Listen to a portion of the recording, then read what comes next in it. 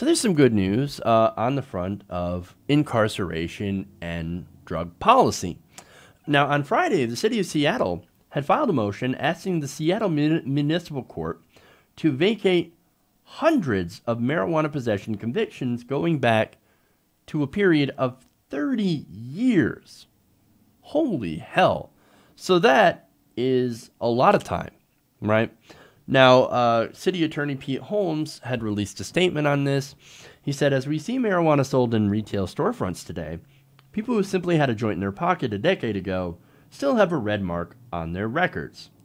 It's long past time we remedied the drug policies of yesteryear, and this is one small step to right the injustices of a drug war that has primarily targeted people of color. I'm hopeful that the court will choose to clear these charges, and considering how it's Seattle, it is very likely. Now, these charges, of course, as Holmes alluded to, do affect people of color far more than they affect white people. So what that means is that if you're an African American and you happen to have marijuana or whatever, you're more likely to be arrested for possession, despite the fact that black people and white people tend to do drugs at essentially the same rate. You have a system with things like, for example, what they had was stop and frisk when that was going on in New York, where they would point out, they would single out the minorities for frisking. Oh, no, you look suspicious because you're black or brown. You probably have drugs on you. So we're going to check. Oh, look at that. You do have drugs on you. We were right. So that, of course, justifies more racial profiling. When, again, it's been shown in studies that African Americans, Latinos, and white people, we all do drugs at about the same rate. So it's not a gigantic problem with just one community, as I guess popular culture and of course racist policing methods tend to point out. So this is why this is a great thing, because this actually is addressing that issue that we have with policing. And look, the issue that we have with, of course, a lot of African Americans being set back, being held back because of those charges being on the record. It's as if it's not already hard enough for an African American person to get a good job. And I go back to, of course, that one study where they would have resumes, the exact same resume with the exact thing written down, just with different names. One had a white-sounding name, the other had a black-sounding name, and guess who ended up getting callbacks? The white-sounding name. So there's already an institutional disadvantage baked into the cake for black people.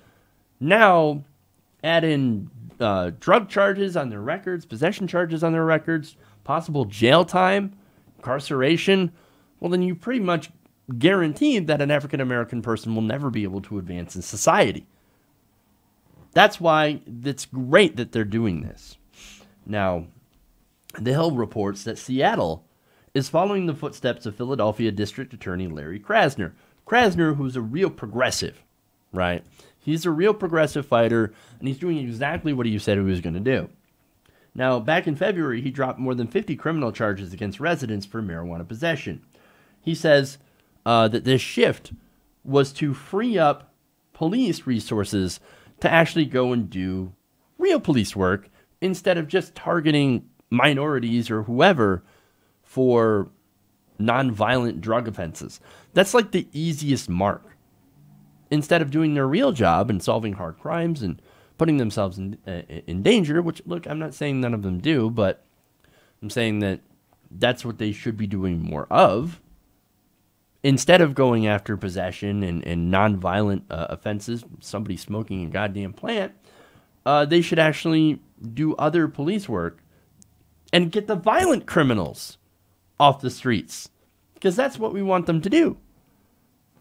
So now that's good that Seattle is following in those footsteps, because that's a huge, huge positive for everybody that's been impacted by the drug war.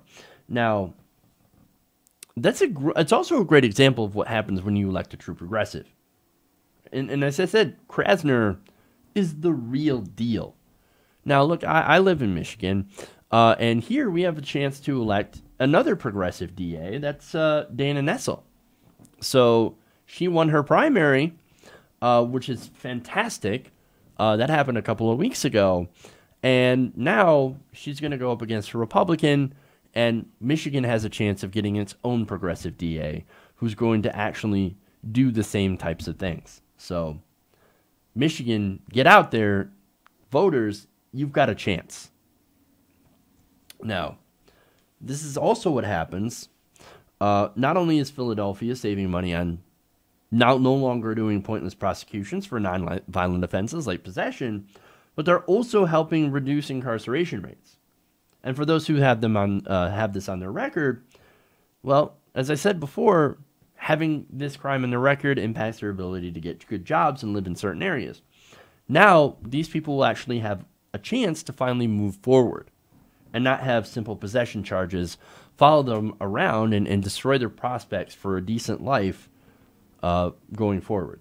So this is excellent news. Thank goodness for Seattle for taking this step. This is very positive, and we need to continue moving forward on this issue until we have actual justice for everybody. Hey everybody, thanks for watching this video. If you want to see more like this, please hit the subscribe button below.